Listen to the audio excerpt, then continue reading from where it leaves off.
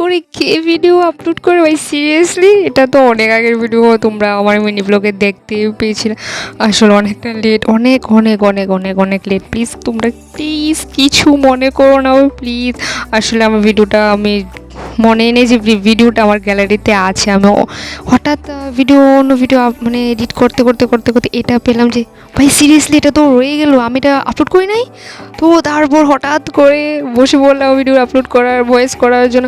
তো সেদিন গিয়েছিলাম মামার বাড়িতে, আমার মিনি ব্লগে তোমরা সম্পূর্ণটাই দেখেছিলে আর বুঝিয়েও গিয়েছিলে কেন গিয়েছিলাম বা কিসের জন্য গিয়েছিলাম। মামার বাড়িতে গিয়েছিলাম, তো তারপর মামার বাড়িতে গিয়ে আমরা ওইখানে সবাই রেডি হচ্ছিলো। তারপর আমার একটা মামার বাড়িতে এসেছিলাম, গিয়ে দেখি বৌদি ভাইও রেডি হচ্ছিলো, সবাই এখানে রেডি ছিল। কারণ হ্যাঁ, মিনি ব্লগে তো তোমরা দেখিয়েছিলে যে কেন আমার মশাতো বোনের কি জানি বলে, আরে ভুলে গিয়েছিলাম, বিয়ের পর যে না বেয়ানখানা, হ্যাঁ ওটাকে রিচুয়ালের মধ্যেই পড়ে।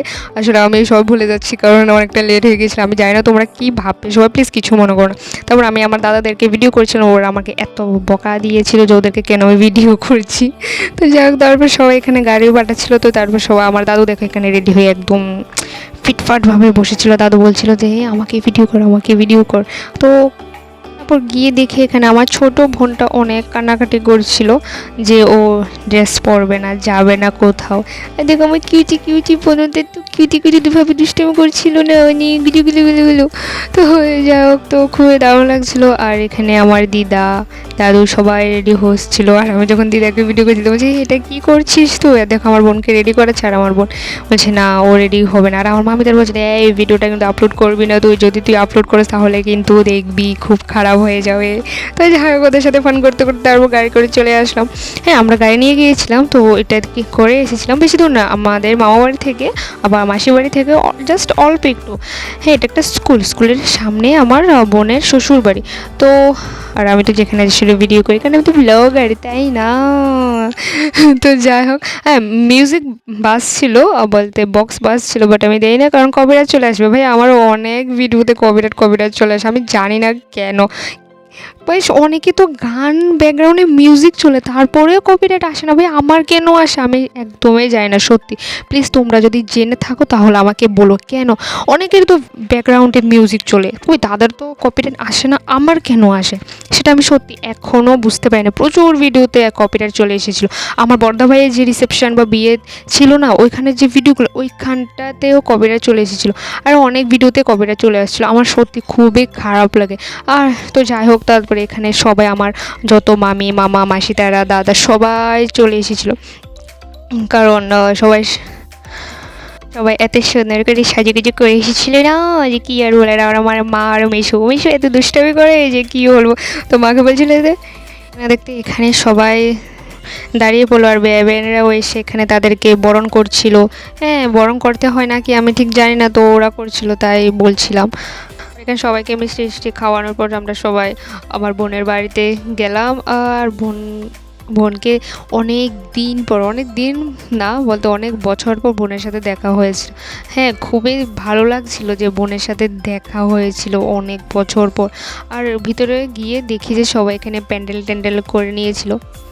সবাই আমরা তার বাড়িতে পদার্পণ করলাম। এখানে দেখি গিয়ে সবাই চেয়ারে বসে আছে, আর আমার জন্য চেয়ার নিয়ে অসহায় আমি।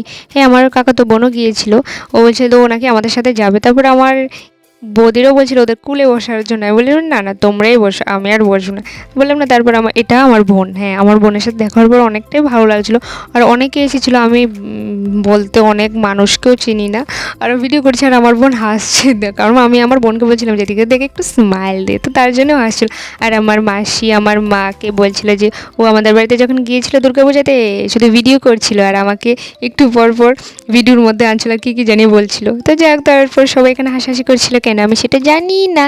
তারপর আমার ছোটো বোনও এখানে মোবাইল টিপছিল, এত মানে কি বলবো বুঝতে পারছিলাম না। তো যাই হোক, তারপর এখানে সবাই দাঁড়িয়ে আছে, কেন দাঁড়িয়ে আছে আমি তা জানি না, সবাই শুধু আমি ভিডিও করছি, আমার কাজ হচ্ছে ভিডিও করার, আমি শুধু ভিডিও করার। সবাই বলছিল এই ভিডিও করবে না। আর আমার ছোটো মামি তো আমাকে এত বকা দিয়েছে যে কেন মামিকে দেখাচ্ছি, চোখ বড় করে আমাকে শুধু বকাই দিয়েছিল।